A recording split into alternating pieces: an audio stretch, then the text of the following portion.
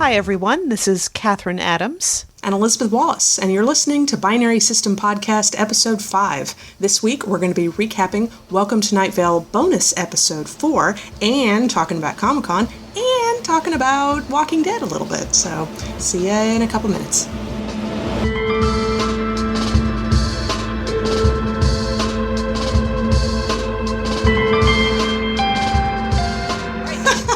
That last joke was awesome. That joke was great. That was better than Pamela Winchell's joke, I can tell you that, but of course. Oh yeah. But and a couple of good t-shirt moments in that one, I think. Yeah, some very good ones. Yeah, absolutely.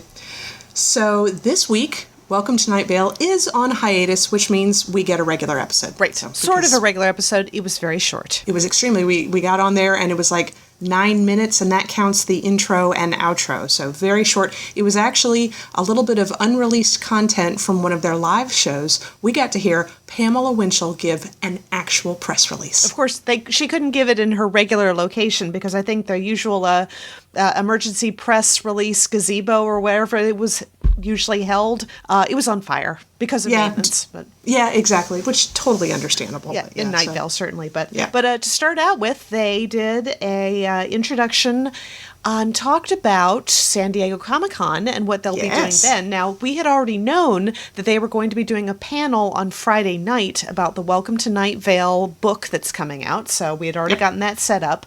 But on Saturday, from 1 to 4 p.m., there's going to be a party, a Welcome to Night Vale party hosted by Tumblr, and there's going to have lots of giveaways.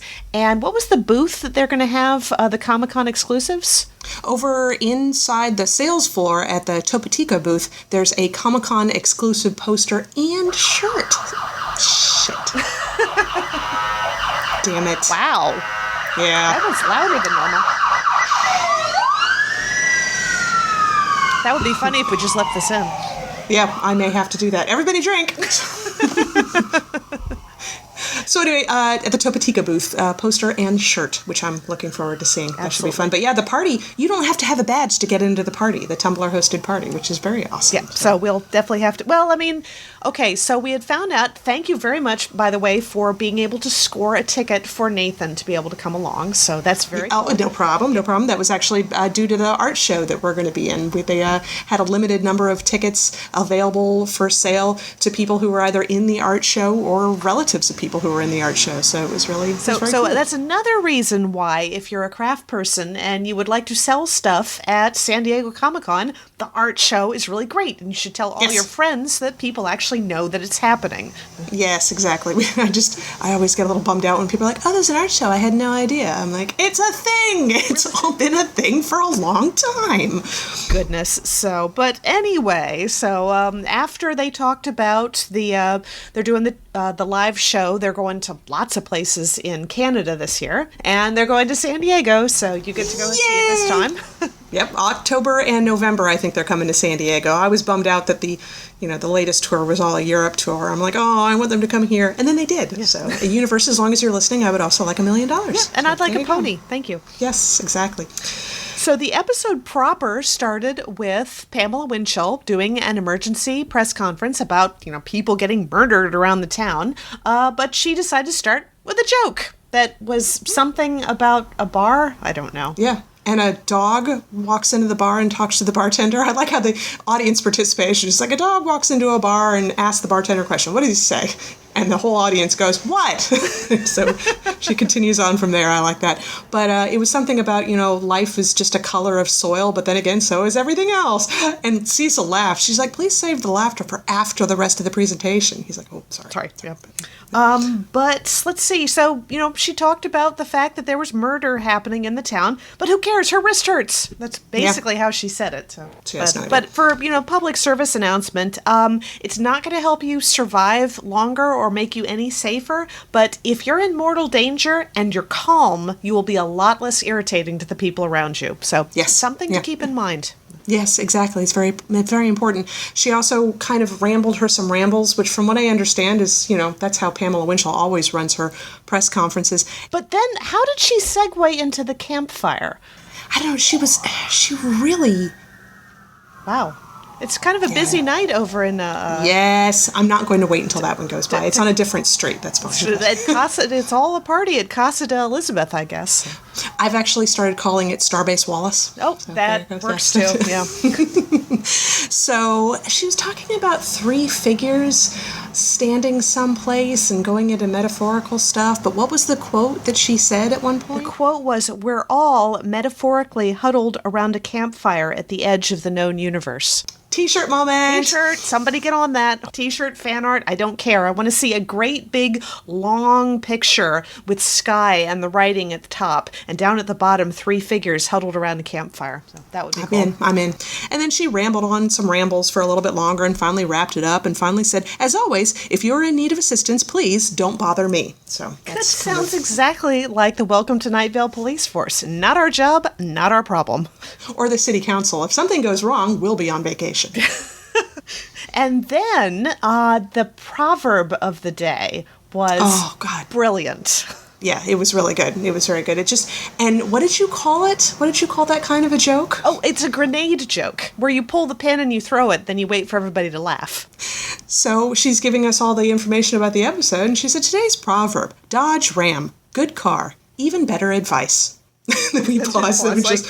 I love that was jokes a like really that. good one. I like that one. So yeah, that is the way to my heart for anyone who wants to know. Is really stupid jokes like that make you laugh. That's why I always like the interrupting cow knock knock joke. That's a dad joke right there. That's very much a dad really joke. is. I kind of like the pirate walking into a bar with a steering wheel in his pants. Tell it. Oh, that's basically it. The bartender looks at him and says, "Hey, doesn't that hurt?" Pirate says, "Arr, it's driving me nuts." I know it's stupid. I don't care. I don't care. So that is the end of our Night Vale sponsored content. Though it's not sponsored. They're not paying us. They can if they like, but they're totally not. If they want us to, we will happily take money in order to promote them. Not that they actually need promotion, No, not at all, but that's okay. Just putting it out there in the universe, since the universe is doing other things that I like, that's fine. So we're all getting ready for Comic-Con at the time of this recording. Kathryn and Nathan are flying in 2 days. 2 days. Nice. Tuesday night is when we will be flying in. Nice. So really getting anxious now, getting ready to get on board that plane. Probably going to have to start thinking about what to pack. Okay, really quick question. Yes. Violin, yes or no? I was just going to ask you that because we're trying to put something together for someone, which I'm not going to mention what it is because they might be listening. But I haven't been able to write anything down yet, so I don't know if you wanted to deal with it, but you certainly may. There'll be room for it in here, so that'll be fine. I don't know. It's with it's really hard to figure because I don't know if we'll have actual time to practice while we're there. And then it's one more thing you got to lug onto the plane. True. Yeah. God, baggage fees. Ugh. Yeah, seriously. So we'll work all that out. But I've been finishing up my steampunk costume, nice. and I don't think the headband is going to work. Oh, However, really? I did find out if I tighten up my goggles as far as they possibly can on the actual straps, and then put my hair into a couple of top knots, the straps will hook onto the top knots. Oh, good. Oh, okay, that's perfect. That'll be good. So that should be fine. So keep it like that. It's actually going to look very tousled. Tousled? I don't know. It's a word. I'm not sure. It's a word. I'm not sure how it gets pronounced. That's fine. But it's sort of, I guess, it kind of goes along with this idea of, yes, I'm a steampunk woodworker, and I don't have time for things like hair.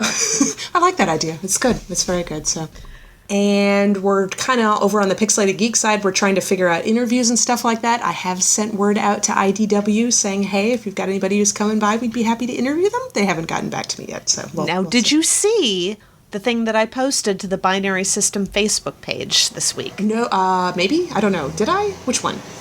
Adam Warren. Oh, yes, I did see that he's going to be there. I've already interviewed him, though. I feel like if I come by and interview him again, I'll stalk him. So. No, but we have to go see him. Oh, yeah. That's the thing. We will be breathing the same air that Adam Warren is breathing inside Comic-Con, so got to do that. I do know that there is a booth signing with Livio Ramondelli. I don't know if he'll be available for interviews, but Livio Ramondelli will be there. So will Sarah Petrie-Doscher and Magritte Scott, who are both big Transformers people. There's also a really cool panel called, I believe it's IDW, the Women of Transformers, and it's all of those people who are creating content. All the names. I'm not even going to try and name all the names because I'll forget somebody and that'd be rude. But pretty much every single woman who has anything to do with creating the Transformers comics that I'm so in love with right now, they'll be there. So yeah, and the actual female characters too, which, I have loved Transformers since the 80s, and, Rumble has always been my favorite character. I have not latched onto a character like this since then, and it's Nautica. I knew it. Love Nautica because she's really, really smart, and she's very talented. She's also kind of awkward. Yes. So I love that combination. I know. Very much so. Yeah. And wasn't she the one who only drinks like the very best Energon or something? The very best Energon. She was the one that some of the guys were getting into trouble, and she realized this was probably going to blow up in their face, and she said she was going back to her to her room, I guess. She's going back to her room to make annotations in the margins of this, other book, whatever, and said, and that's what I've been doing all evening, if anyone asks. I just love that. Did you read the most recent issue?